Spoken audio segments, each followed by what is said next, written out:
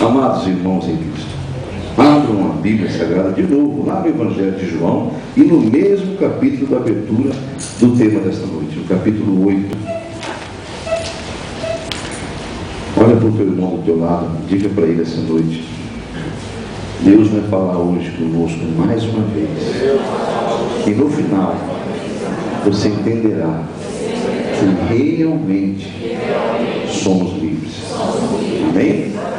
Esse é o tema que Deus me tocou no coração. Realmente livres. Amém? Então vamos no versículo de número 36.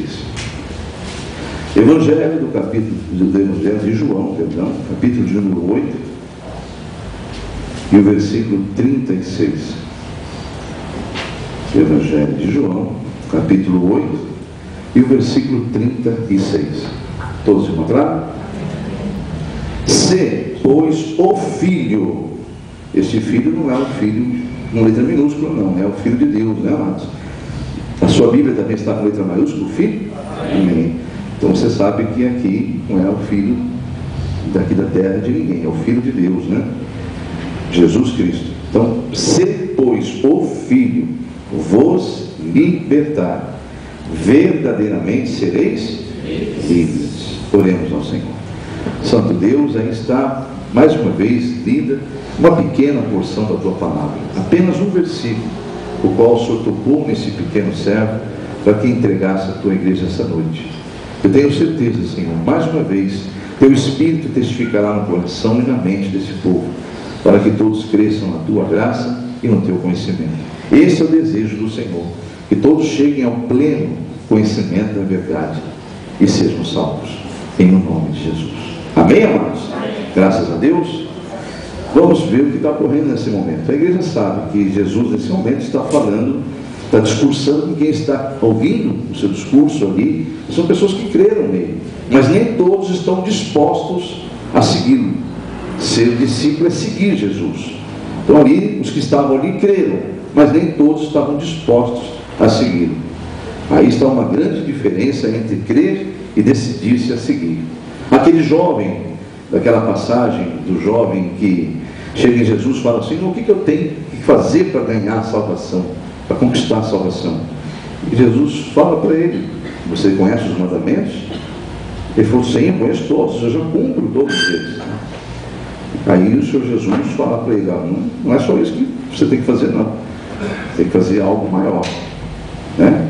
Ele fala, mas aí a conversa chega a um ponto que Jesus, percebendo pela onisciência dele, aonde aquele jovem é aprisionado pelo inimigo, que era o amor ao dinheiro, o apego ao dinheiro, Jesus falou para ele: então falta uma coisa para você fazer. Você venda todos os teus bens e reparta aos pobres, depois venha e me siga. Ele queria Jesus, mas decidiu desistir de Jesus, porque era apegado ao dinheiro. Jesus sabia disso e provocou aquela situação. E a palavra diz que aquele jovem baixou a cabeça e entristecido saiu da presença de Jesus. Que pena, né? Então Jesus naquele momento dava um grande exemplo ali, que muitos creem nele, mas poucos estão dispostos a segui-lo. E a palavra de Deus hoje vai falar sobre verdadeiramente ser livres, realmente sermos livres. Amém? Então esse é o momento em que Jesus então começa a falar sobre o que é a verdadeira libertação. E ele chega ao ponto de dizer: olha, ele não está querendo dizer nessa mensagem aqui sobre falsos profetas, até porque ele está falando dele, ele está pregando o Evangelho, ele está anunciando as coisas boas do reino dos céus. Então ele não estava ali naquele momento exortando, ensinando e alertando sobre falsos profetas. Há outros discursos de Jesus que estão registrados na Bíblia que falam sobre isso. Mas este momento especificamente do versículo 36, não é isso que Jesus está querendo dizer sobre falsos profetas, quando ele diz que se pois o Filho vos libertar, verdadeiramente sereis livres. Não é essa a intenção de Jesus, alertar sobre falsos profetas. Ele está alertando que há libertações incompletas. Amém? É sobre isso que vamos entender essa noite. Mas antes vamos a algumas parábolas. Há dois exemplos que Deus me tocou muito forte. Exemplos E parábola é nada menos nada mais do que comparações, né? E Jesus pregava muito por comparações. Ele me deu essa autoridade de trazer duas comparações essa noite sobre esse tema. Primeiro, a respeito de libertações incompletas. Vamos lá.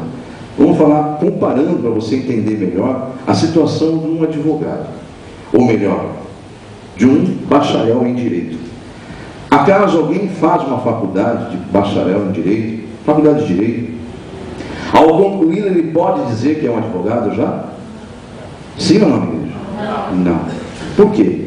Porque é necessário passar pelo, legalmente, para conseguir a carteira de advogado da OAB, Ordem dos Advogados do Brasil, ele precisa passar por uma prova e é dificílima. São poucos que se acertam passar por essa prova. OAB.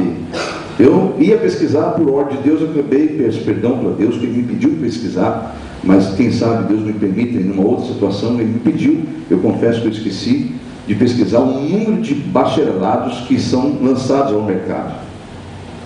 Eu devia ter pesquisado e trazido isso para a igreja, porque ele me ordenou de fazer isso. Lá bem na hora, infelizmente, que ia fazer isso, tocou o telefone e eu tive que atendê-lo. Aliás, irmãos que conhecem o pastor, sabem que na sexta-feira de manhã não se liga para o pastor, né? Eu estou em consagração, estou buscando o entendimento da palavra na sexta-feira de manhã. Mas quem ligou na hora não sabia, a gente entendeu por amor, né? Enfim, então nesse momento eu acabei me esquecendo e agora me veio à memória que Deus me pediu que eu pesquisasse um número de pessoas que são lançadas após a faculdade. E não existe esse número de advogados. Por quê? Porque é difícil tirar a prova, é difícil. Amém ou não? Então, se essa pessoa dizer, eu sou um advogado, está enganando a si mesmo, porque ela só é um bacharel em direito, mas não é advogado, não tem autorização para advogar. Se for diante de um fórum, numa audiência, não será recebido como tal, e se insistir, será preso por desacato à autoridade. A igreja está entendendo? Então, o que tem a ver isso com a passagem? Tem tudo a ver, amados. Nós falamos sobre libertações incompletas.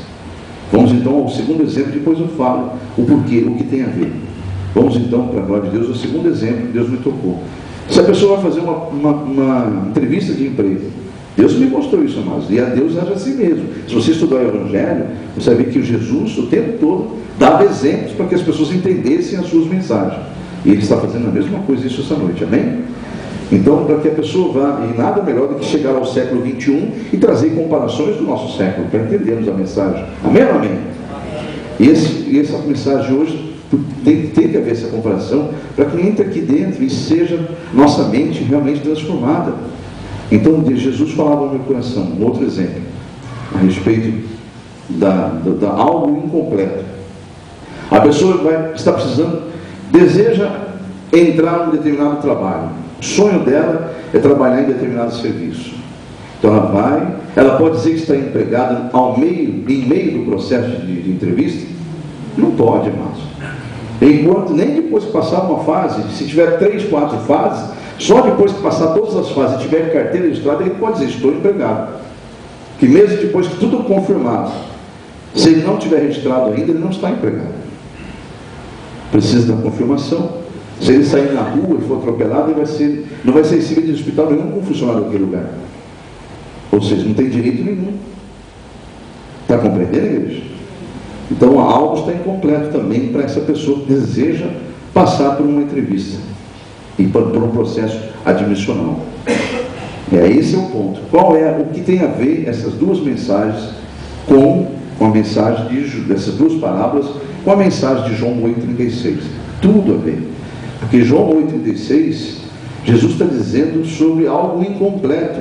Se você pegar o texto original, lá em João 8,36, mas pegar a tradução original, há várias traduções, mas uma delas diz assim, que é mais próxima do original. João 8,36 na tradução original. Se, pois, o Filho vos libertar, de fato sereis livres. Então, se pois o Filho vos libertar, de fato, olha aí realmente vocês estarão livres. Algumas outras dizem verdadeiramente livres. Verdadeiramente sereis livres. Então existe o que nessa pregação? nessa mensagem de Jesus em João 8,36, existem libertações incompletas, que é necessário passar por todo o processo. Voltando àquelas duas parábolas, eu fiz o exame e não passei. Poxa, era meu sonho ser advogado.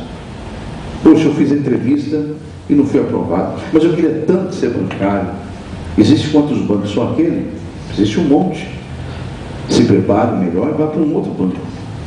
Ou mais tarde você faça de novo entrevista naquele mesmo lugar. Quando tiver uma outra vaga, quem sabe já está mais capacitado. A OAB foi difícil, mas eu vou me preparar, vou me esforçar, eu vou estudar, porque o próximo que tiver eu vou passar. A igreja está compreendendo?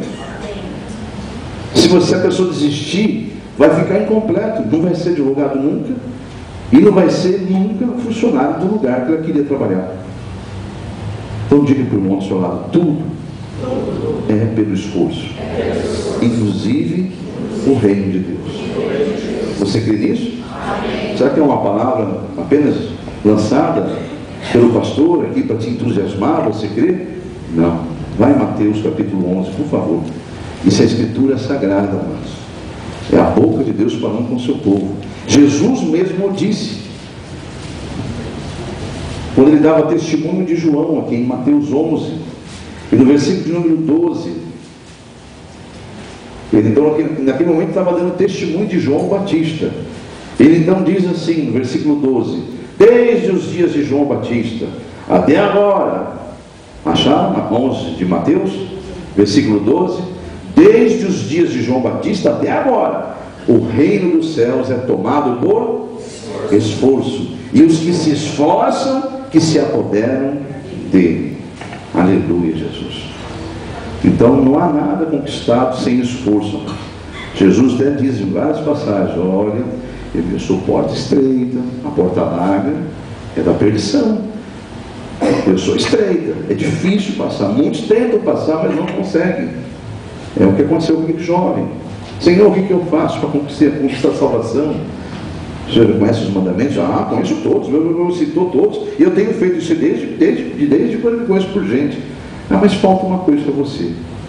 Jesus sabia onde tocar nele, mostrar para quem assistia aquela situação que sempre está incompleto, alguma coisa está incompleta.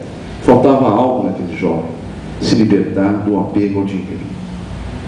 Lhe falta alguma coisa. Venda todos os seus bens, reparta e dê tudo aos pobres. Depois você vem e me siga. Ele abaixou a cabeça, e a Bíblia diz que ele saiu, se afastou, porque ele era muito rico, ele tinha muitos bens. Então Jesus, naquele momento, mostrou que não é assim, né? Algo sempre falta para a gente. Nós temos que ter a humildade de reconhecer que precisamos a cada dia nos esforçar mais. Amém? Enquanto estamos aqui na terra, é necessário, amados, que nós nos esforcemos. Amém? Eu queria pedir que a igreja, para a glória de Deus, voltasse agora, fosse ao Evangelho de Lucas, deixasse aberto a Bíblia em Lucas 11. Eu vou explicar já o porquê eu peço você deixar aberto em Lucas 11. Porque o que tem a ver com a passagem de João 8,36? Acho que eu já entendi, pastor. Você está dizendo que Jesus disse que há uma verdadeira libertação. Então, significa que há falsa libertação? Não. Há libertações incompletas. E uma delas é pela imposição das mãos. Gente, quantas vezes o pastor prega sobre isso aqui na igreja? Quantas vezes o pastor já pregou sobre isso? Que essa libertação sob imposição de mãos, ela é incompleta, ela é momentânea. E o que é pior, se a pessoa não se prepara para essa libertação, ela fica muito pior do que ela.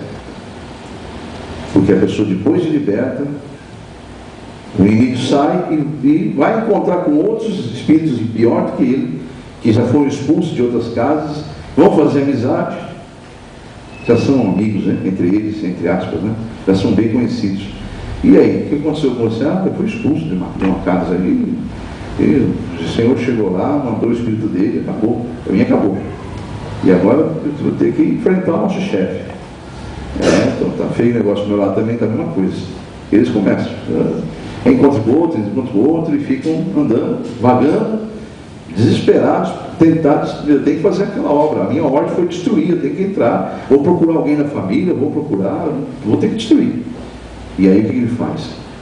Certa hora ele fala, vou dar uma olhadinha na minha casa, aquela que eu habitava, ver se ela está sem o Espírito Santo.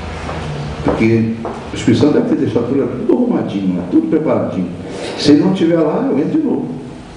Aí ele vai e encontra a casa arrumadinha, mas sem o Espírito Santo. Ele dá um subir bem grande para mim. Vem tudo. Eu vou fazer uma festinha aqui dentro. E é isso que a Bíblia diz, amados. A Bíblia diz claramente em Lucas 11, 24 ao 26. Vamos ler juntos? Todos encontraram? Quando o espírito imundo sai de um homem. Lucas 11, 24. Todos encontraram? Quando o espírito imundo sai do homem, anda por lugares áridos, secos, procurando repouso, e não achando, diz: voltarei para minha casa, de onde saí. E tendo voltado, a encontra varrida e ornamentada. Então vai e leva consigo outros 7 espíritos piores do que ele. 7, para quem não sabe, é infinito, né?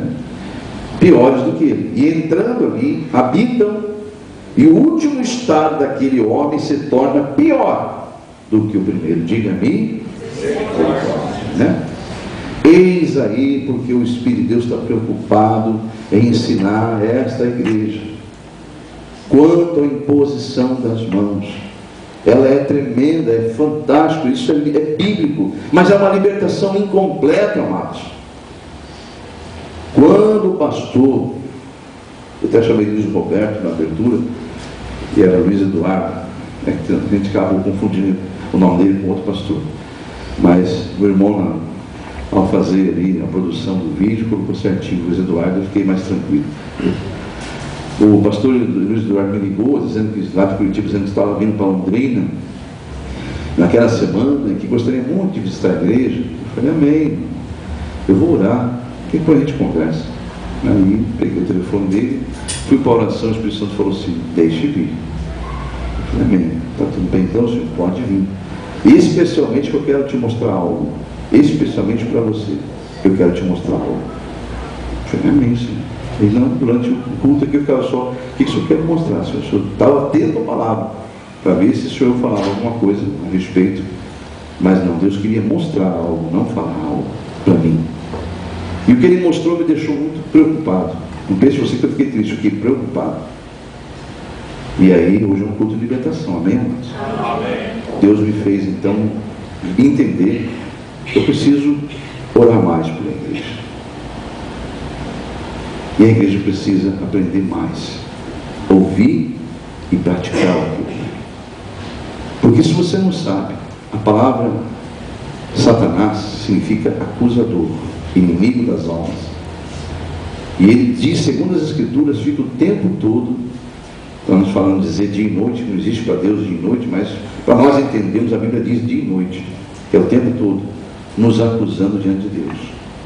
Ele não pode se apresentar mais diante de Deus, mas ele fica aos berros no mundo espiritual te acusando o tempo todo. Prova bíblica disso, vamos em Apocalipse capítulo 12. Apocalipse capítulo 12. Está preparado para a libertação, igreja? Amém. Mas ouça então, ouça, em nome de Jesus. Lucas 12. Eu falei, Lucas, perdão, Apocalipse, obrigado. É que na minha frente tem que estar uma dos endereços que é Lucas, mas é Lucas 11, nós acabamos de ler. Vamos para Apocalipse 12. E o versículo de número 9 e 10. Os que encontraram, digam amém. Apocalipse 12, versículos 9 e 10. E foi expulso o grande dragão, a antiga serpente que se chama Diabo e Satanás, o sedutor de todo o mundo. Sim, foi atirado para a terra, e com ele os seus anjos. Então ouvi grande voz do céu proclamando: agora veio a salvação, o poder, o reino do nosso Deus e a autoridade do seu Cristo. Pois foi expulso o acusador de nossos irmãos, o mesmo que os acusa de dia e de noite diante de nosso Deus. A igreja entendeu? Amém? Então, o contexto dessa mensagem de 12 não é esse, mas Deus quis nos ensinar que Ele é um acusador, o inimigo é um acusador, e fica o tempo todo acusando os filhos de Deus. E para quem não entendeu ainda, vamos em nome de Jesus, em Lucas 18. Não quero que ninguém fique triste, viu, amados? Não fique não. E sim que você cresça na graça e no conhecimento de Deus. Até o final da mensagem, você vai entender que isso aqui é tudo para edificação da igreja.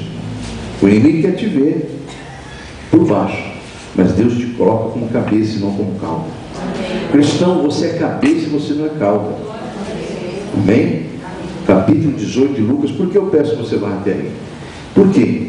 Porque a igreja precisa entender que o inimigo está acusando dia e noite que a igreja não tem a fé verdadeira. E aí, amados, Jesus manda perguntar. Por isso que ele pergunta em Lucas 18, versículo 7. Todos encontraram? Lucas 18, 7. Não fará Deus justiça aos seus escolhidos? Você é escolhido de Deus? Amém. Ah, pastor, mas eu estou tão cansado, estou tão cansado. Eu já fiz campanha, já fiz isso, já fiz aquilo. É difícil. Eu acabei de dizer. Jesus disse, é pelo esforço. Não é porta larga, é porta estreita. Amém? Está disposto a seguir Jesus? Amém. Muitos desistem. Jesus pregava, multidões o ouviam. Mas quando ele entrava na exortação, alguns saíam de fininho. E começou uma pregação, mas Jesus começou a ficar um lugar vazio. E os discípulos começaram a ficar desinquietos. Poxa, isso vai chatear o mestre, olha as pessoas saindo, olha aí. Eles começaram a ficar desinquietos, Jesus preocupado com eles, e disse, ei, o que foi que vocês estão acontecendo com vocês? Aí eles ficaram assim, meio sem graça, porque eles estavam preocupados com as pessoas saindo. Vocês estão preocupados que eles estão saindo? Vocês querem ir com eles? Eles não. Vocês querem ir com eles? Eles falam, não, Senhor, não. Só o Senhor tem a palavra de vida eterna. Então preste atenção em mim. Porque muitos são chamados, né? Mas poucos são escolhidos. Amém? Então não é fácil. Quando Jesus exorta, não é agradável. Mas a Bíblia também fala sobre isso, amados. Que a exortação é disciplina. E o filho que é amado pelo pai, o pai só disciplina, exorta quem ama. Se você fosse bastardo, ele não estava preocupado com você. Isso significa que quando uma igreja não tem responsabilidade com os seus membros, ela não está preocupada em fazer isso aí, em contar a verdade. E nós estamos preocupados aqui em pregar a verdade e fazer você viver a verdade. E a verdade é essa, amados, que a libertação sob imposição de mãos, ela é parcial, ela é momentânea, e nós falamos isso por diversas vezes. E Jesus fala assim, olha, não coloque obreiros, não unjam obreiros, neófitos.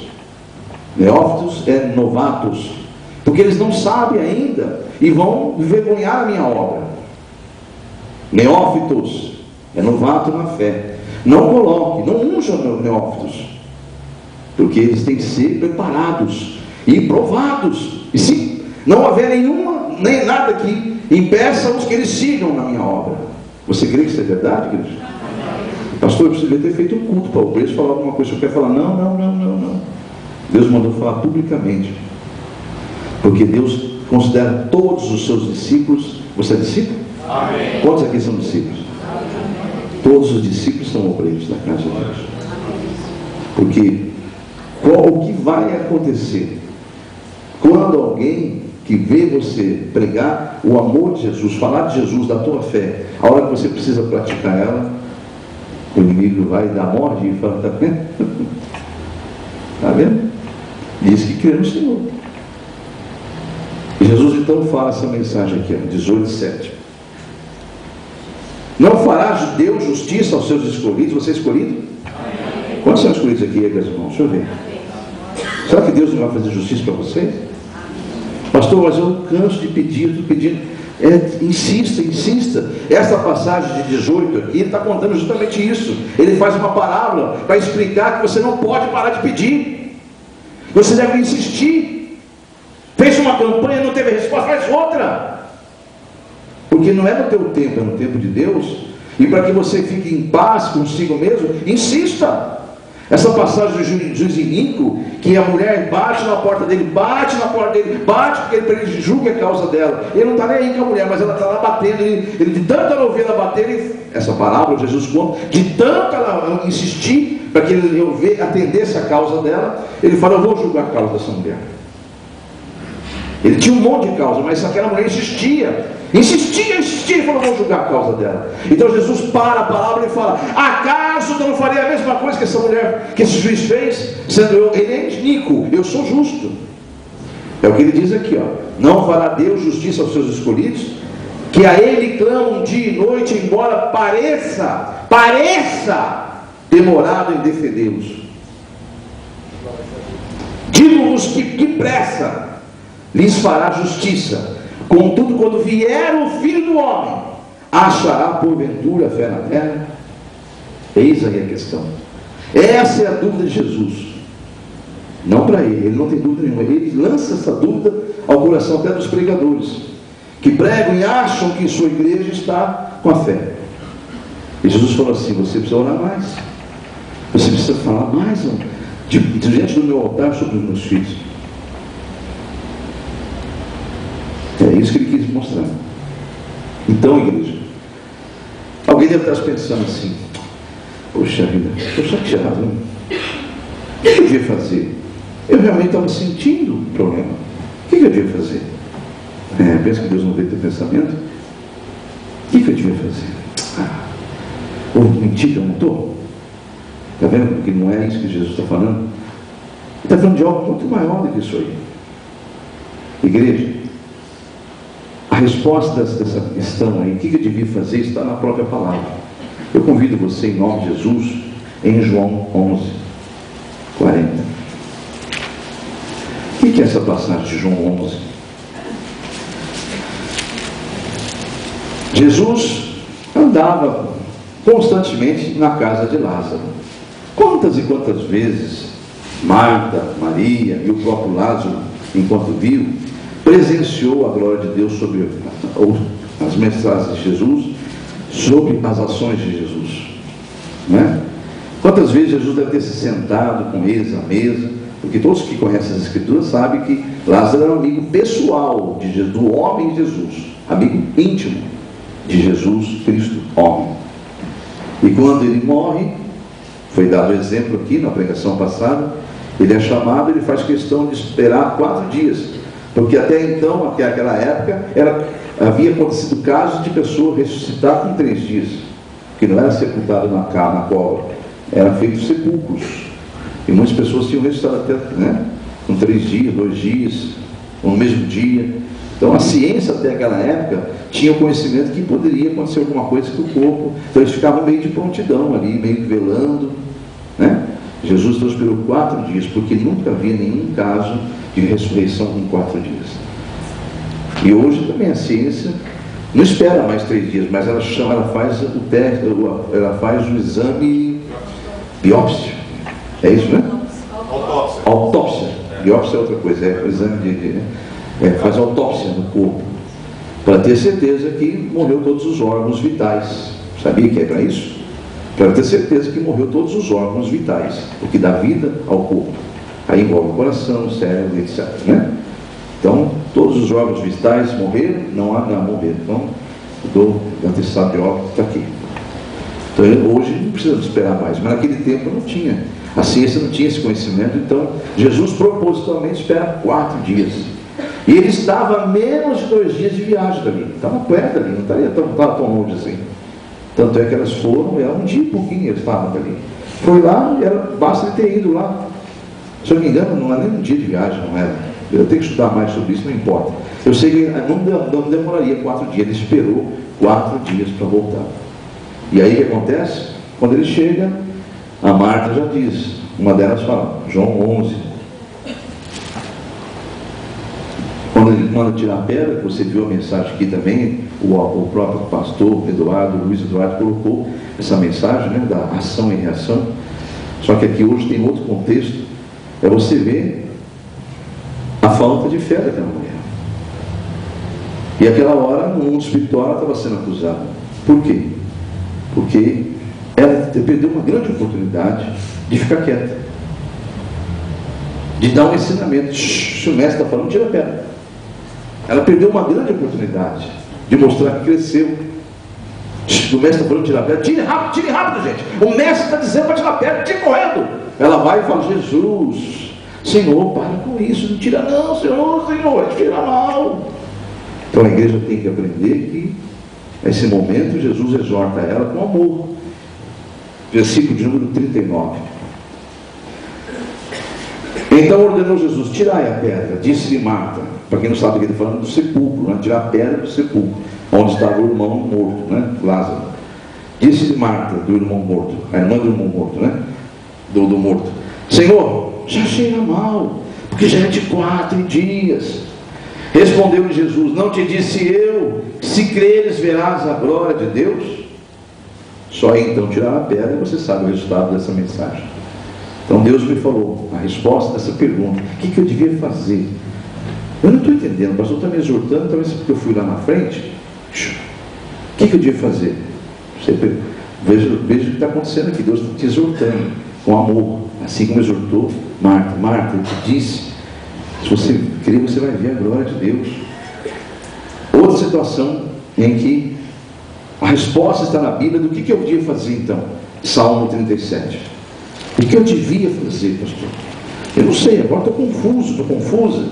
Você está me entristecendo. Eu fui lá, pastor, calma. Primeiro que é Deus que está mandando falar. E quando Deus manda falar, não se entristeça não. Pode até no momento ter uma tristeza aí. A Bíblia diz que a exortação pode deixar alguém triste no momento, mas depois ela vai ser para a edificação da tua fé. E vai trazer só alegria. Diga glórias a Deus. Amém? O Salmo 37 te responde: o que eu devia fazer então, pastor? Primeiro, crer para ver a glória. E como é que eu creio? Entregando a causa ao Senhor. Capítulo 37 de Salmo, versículo 4. 5. Entrega teu caminho ao Senhor. Confia em quem? No pastor, está escrito aí. Confia no pastor. Confia na placa. Confia na religião. É isso que está escrito na tua Bíblia? Não. Entrega o seu caminho a quem? Ao Senhor. Confia em quem? Nele. E quem é que vai fazer? Ele o mais fará. O versículo 7. Descansa no Senhor. Espera nele. Amém? Só até aí. Tá? Em nome de Jesus. O que eu devia fazer? A Bíblia te responde: crer para ver a glória. Entregar, confiar, entregar, esperar e descansar. O que eu devia fazer, pastor? Isaías 30. Por que eu decidi fazer isso? Por que? Então, pastor, por que eu tenho que fazer isso? Porque a Bíblia diz que é você no sossegar, é no descansar, que você recebe a tua vitória. Não é na ansiedade. Isaías 30. Mas eu não aguento mais de ansiedade. Calma. Lance sobre ele toda a tua ansiedade. Isaías 30, igreja. Versículo 15. Porque assim diz o Senhor. Porque assim diz o Senhor. Repita comigo, igreja. Porque assim diz o Senhor. Então não é o homem dizendo, amém, igreja? Assim diz o Senhor. Grava isso no teu coração, na tua mente, igreja. Em vos converter. O Santo de Israel está dizendo isso. Senhor, assim diz o Senhor, Deus do Santo de Israel: em vos converterdes e em sossegardes está a vossa salvação, na tranquilidade e na confiança a vossa força. Eu não vou ler o restante porque Israel não quis isso. Você quer isso? Você quer receber de Deus? Então não vou ler o restante, porque o Israel não quis, né? Então o finalzinho do versículo fala para eles: mas não o quiseste. Você quer esperar no Senhor, entregar a Ele, confiar nele, descansar nele? Porque Ele está dizendo: é em vos converteres e em sossegardes está a vossa salvação, e na tranquilidade e na confiança está a vossa força. E qual é a alegria do Senhor? É a nossa força, igreja. Como tem entristecido a Deus, né? Como tem, eu estou dizendo no mundo espiritual, eu estou fraco, parece uma galinha de Angola.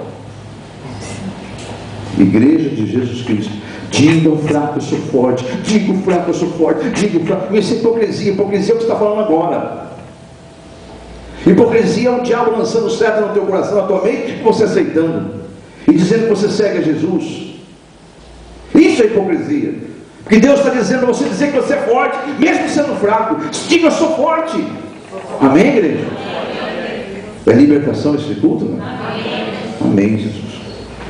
Mas existem pessoas no meio do cristão que é sábio. E a sabedoria edifica.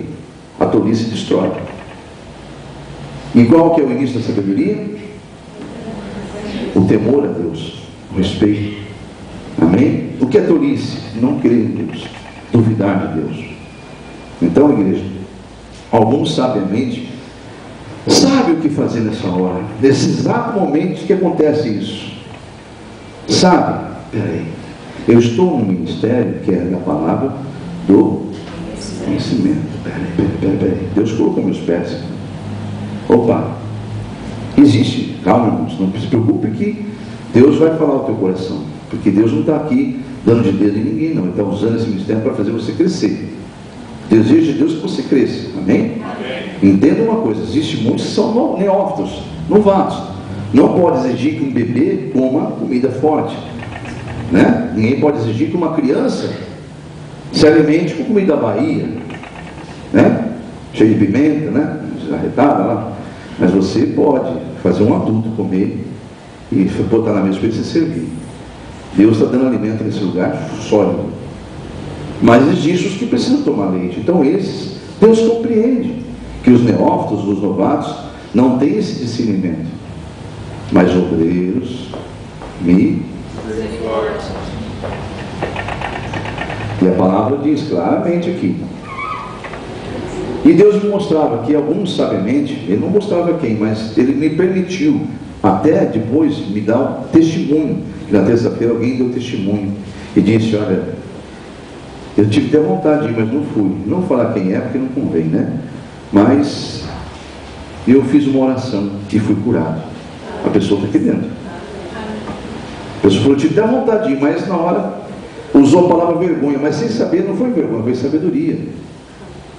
Porque o sábio que conhece as Escrituras sabe a quem entregou a sua causa.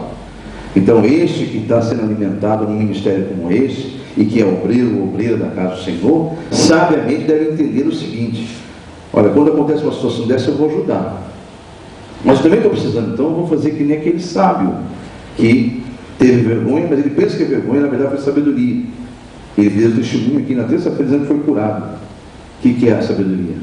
Senhor, fazendo a seguinte oração: Senhor, o Senhor sabe, eu já entreguei minha causa nas tuas mãos, e eu sei a quem entreguei, e agora eu não preciso falar isso publicamente, porque o inimigo vai querer me acusar diante do Senhor.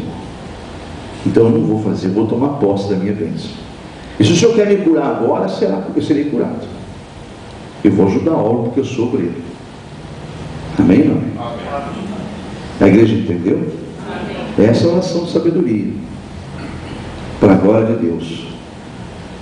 E o que aconteceu aqui, infelizmente, não foi diferente da passagem daquele jovem que estava endemoniado e que o pai levou para ser liberto. Vamos lá juntos em Marcos 9. O que aconteceu? Aquele jovem estava possesso e o jovem é levado diante de Jesus. Jesus não estava, os discípulos então são incumbidos de expulsar aquele espírito que estava no jovem.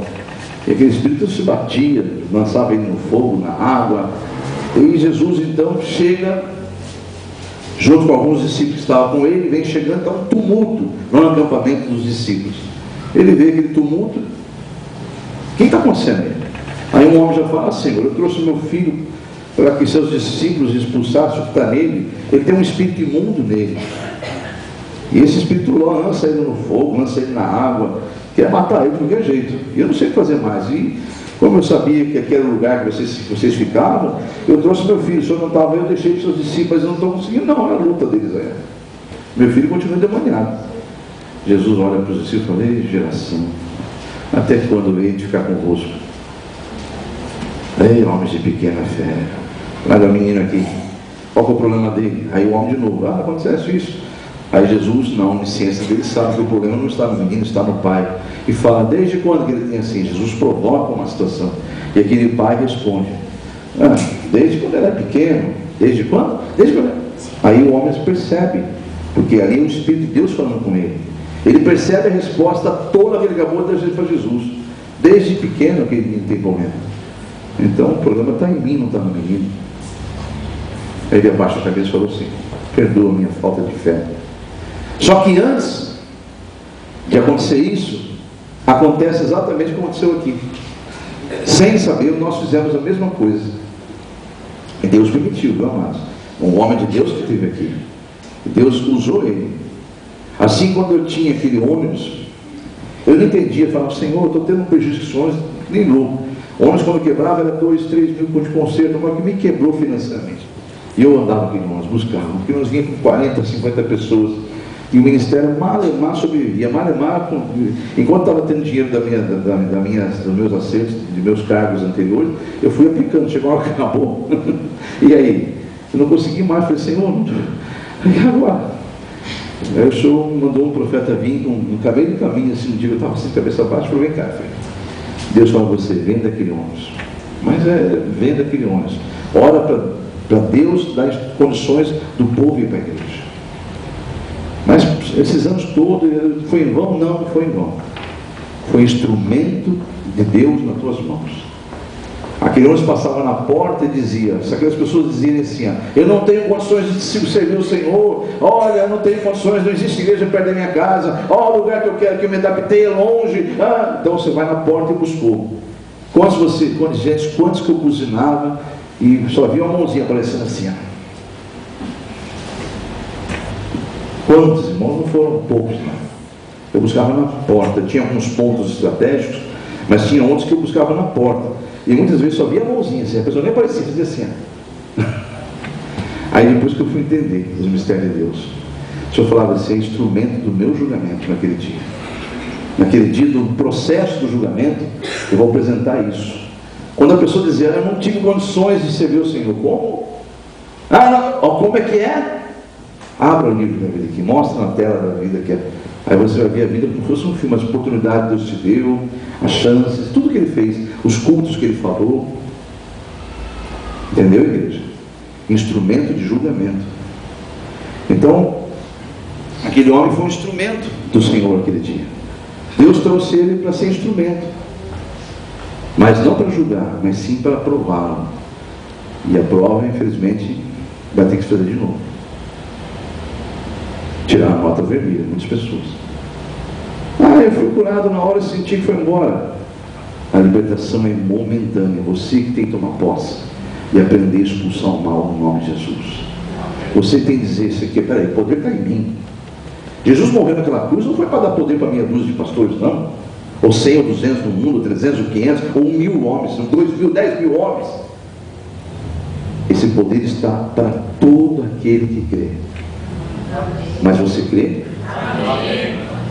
Porque muitos são assim, como essa situação aqui.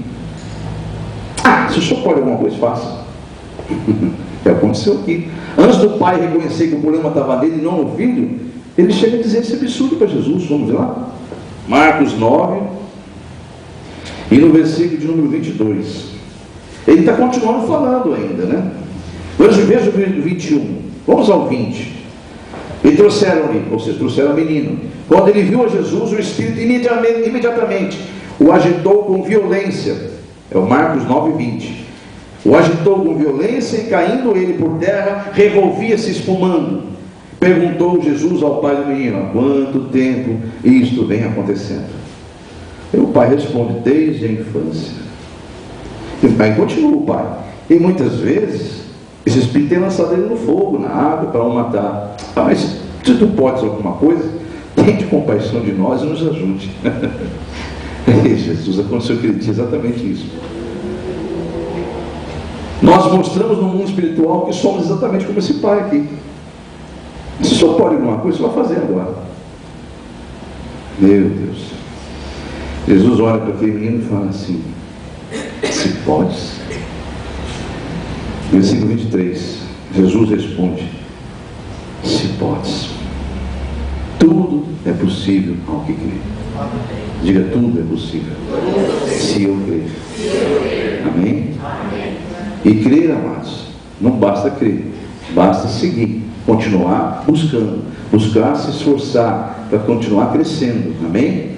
Porque a fé que você precisa para vencer esse mundo, e a luta que você tem nesse mundo, ela só vai ser vencida pela fé. E a fé vem pelo ouvir e o ouvir da palavra de Deus. Amém? Então não se esqueça, Deus reconhece que há muitos neófitos, há muitos novatos que devem vir mesmo à frente. Deus, naquele momento da imposição das mãos, é para mostrar o poder. Deus quer mostrar o poder, mas para quem não conhece que Deus tem poder. Aí depois daquilo a pessoa fala, eu vou buscar esse Deus. Foi assim comigo, amados. Quando aconteceu um milagre comigo, eu sozinho, nu, eu estava nu, dentro do banheiro, tomando banho. Verdade, amados. Quando aconteceu um milagre comigo, já contei meu testemunho, não é necessário repetir agora, eu me converti dentro do banheiro tomando banho, e nu. Porque aconteceu comigo um milagre naquela hora. Eu caí, o rosto em terra, porque eu não aguentava tanto poder sobre mim. Naquela partida, minha mãe falou assim, eu vou buscar conhecer esse Deus. Eu não vou sossegar enquanto eu não entender melhor o reino desse Deus. Eu vou buscar o Deus da Bíblia agora com toda a minha força. E olha aqui, servindo o Senhor desde 97. Então, igreja, entenda isso. O poder, a imposição de mãos é bíblico. Mas é para ir lá para aqueles que não conhecem Jesus. Aí eles vão ver e falar, nossa, olha o poder, olha ali, olha acontecendo. Olha, então eles vão se interessar em buscar, porque Deus manifesta o poder ali. Mas isso é momentâneo. Depois que acontece isso, é necessário a perseverança. É necessário quem está na tona daquela casa, daquele corpo, está convicto. Não adianta nada, irmãos. Eu já fui em libertação de ficar mais de 1 hora, 2 horas, e não adiantar nada. Adiantou naquela hora, mas depois continua a mesma coisa. Por quê? Porque a pessoa não busca. Vocês não sabem nada das visitas que a gente faz. Já fiz visita de ter que segurar 6, 8 homens, segurar 6, 7 mulheres ou homens, não sei, pessoas, segurar pessoas de 80, 90 anos, porque tinha a força do bicho mesmo. E se soltar ali, a pessoa então depois ali se liberta. Naquela hora não adiantou, mas buscou, não buscou, continua a mesma coisa, piorou até. E foi de mal a pior a família, e quase foi extinta a família. Mas se você está entendendo, você conhece, sabe que existe o poder de Deus. Eu vou buscar esse poder para mim praticar esse poder. Diga amém? Eu vou usar o poder, está bem pertinho de você. A Bíblia diz que o poder está na sua boca. Amém, igreja? Vamos em Hebreus 5, por favor. Nós estamos encerrando já, viu? Hebreus capítulo 5. Você entende que são uma palavra de libertação, igreja? Amém. Hebreus capítulo 5.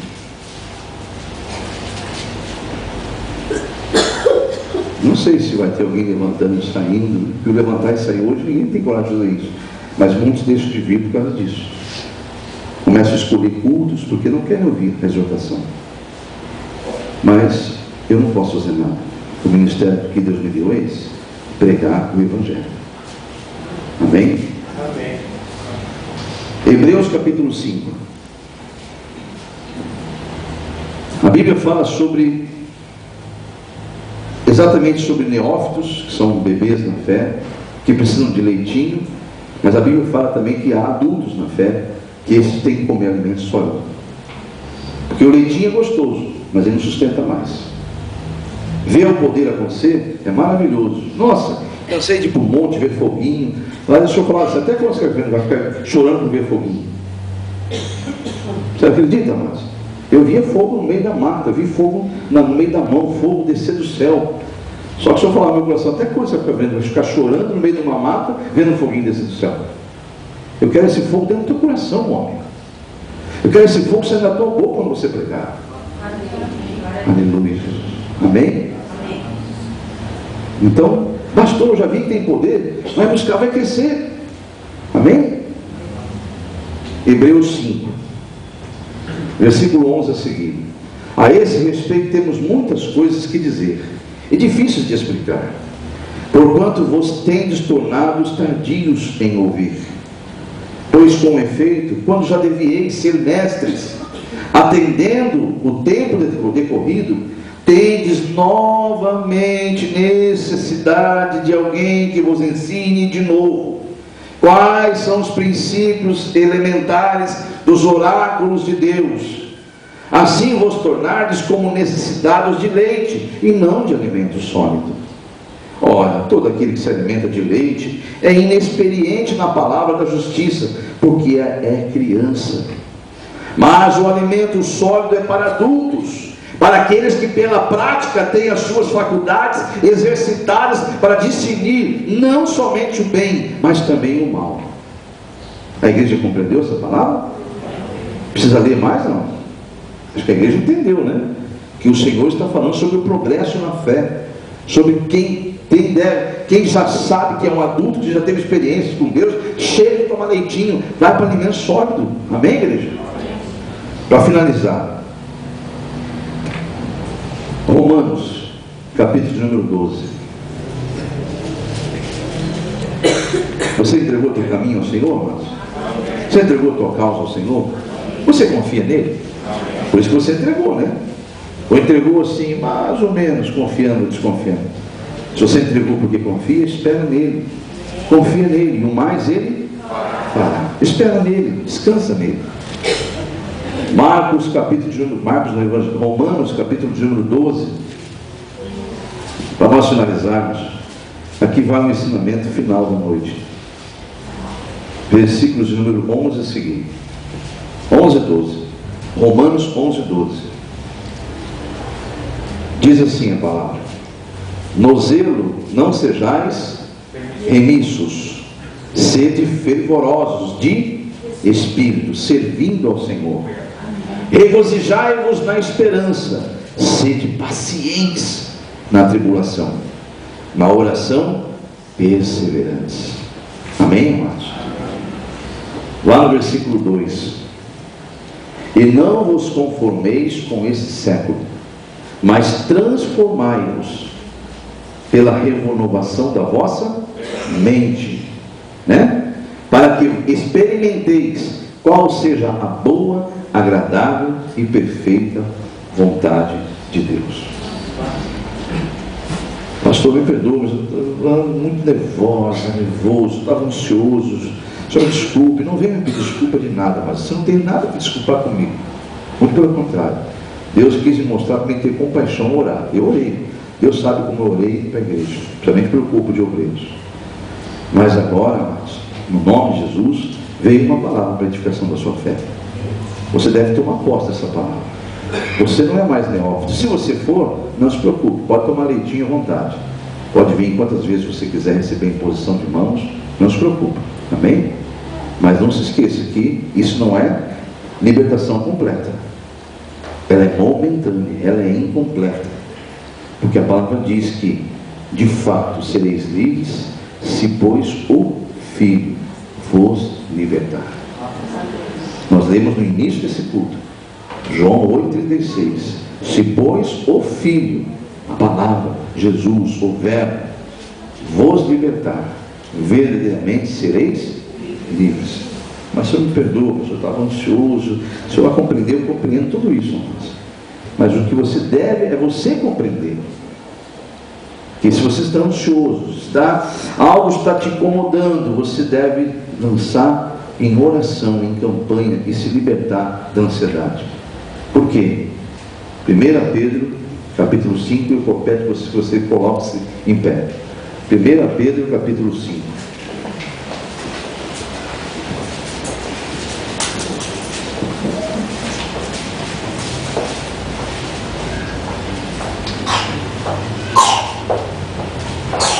Versículo 6 diz, 1 Pedro 5, versículo 6: humilhai-vos, portanto, sob a poderosa mão de quem? De quem? De Deus. Percebeu? Humilhai-vos, portanto, sob a poderosa mão de Deus, para que Ele, em tempo oportuno, no tempo dele, vos exalte, te dê a vitória, lançando sobre Ele, toda a vossa ansiedade. E o motivo é esse: porque Ele tem cuidado de vós. Sede sóbrios e vigilantes.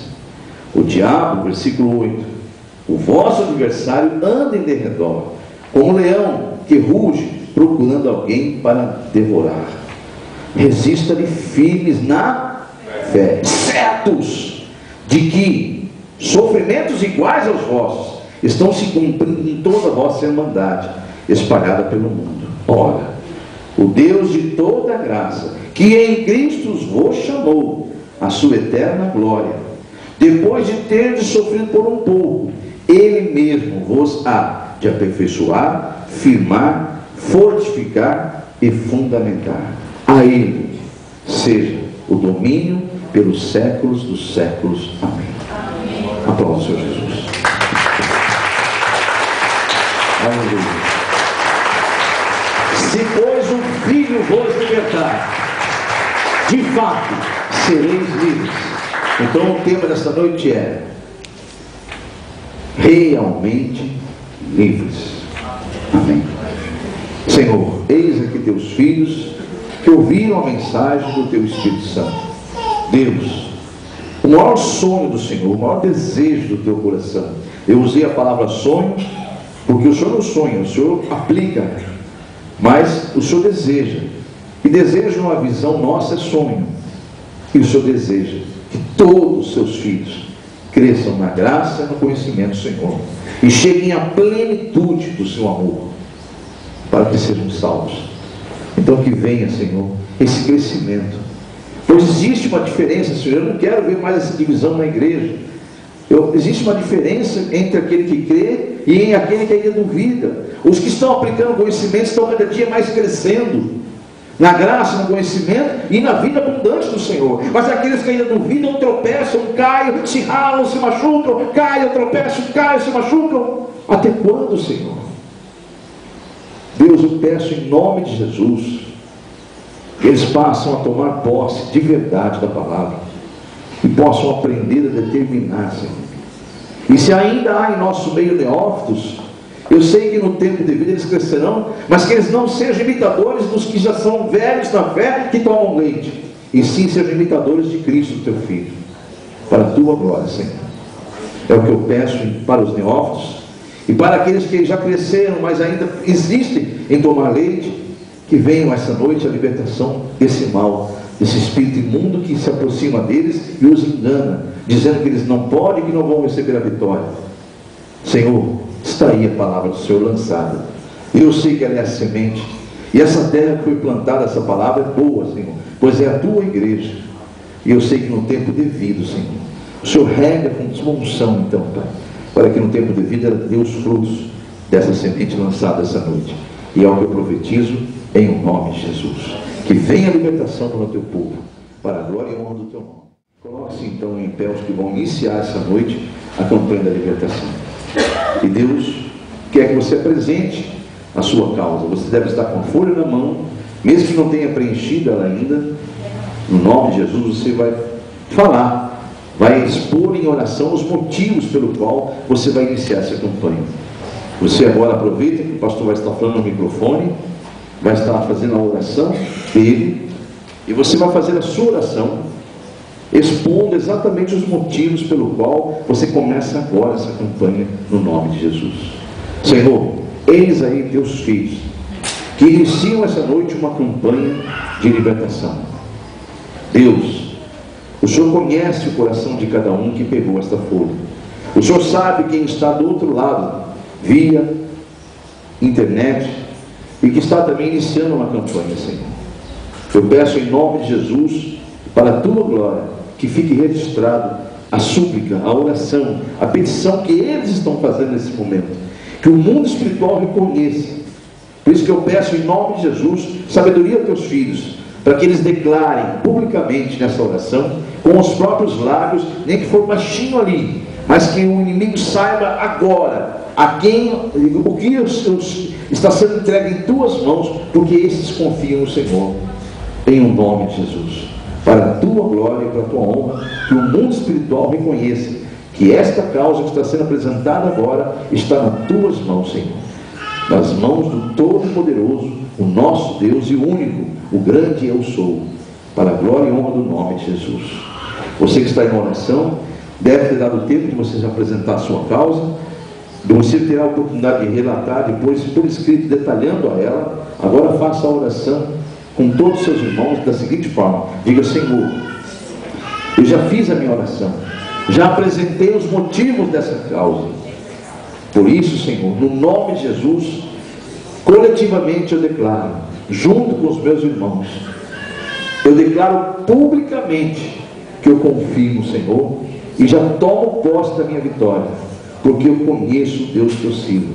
Que caia por terra tudo e todos os inimigos que estavam agindo nesta causa, porque eu tenho certeza que naquela cruz, verdadeiramente Jesus tomou sobre ele também essa causa, e ele já venceu, triunfou sobre essa causa, em nome de Jesus. Pelo poder que é no sangue de Jesus Cristo, eu tomo posse da minha vitória e darei testemunho dessa vitória para a glória do Pai, do Filho e do Espírito Santo. Diga amém. Amém, Jesus. Podemos então assentar-se. Escrevam então em suas casas a campanha. 7 semanas você vai fazer, vai vir ouvir a palavra, a mensagem. Não quebre, se quebrar tem que reiniciar, não sei que você quebre por motivo de força maior. Não sou eu que vou julgar se o motivo for de força maior ou se for negligência. Não, nem venha me falar: ah, pastor, eu quebrei por... Você sabe se você quebrou por negligência ou se realmente for motivo de força maior. É você que vai julgar a sua própria causa. Se for realmente por força maior, você pode continuar, ela não é quebrada. Agora, se você está se iludindo e negligenciou, havia possibilidade de fazê-la, e por algum motivo, por força muito menor, você deixou de fazer, você quebrou a corrente de oração.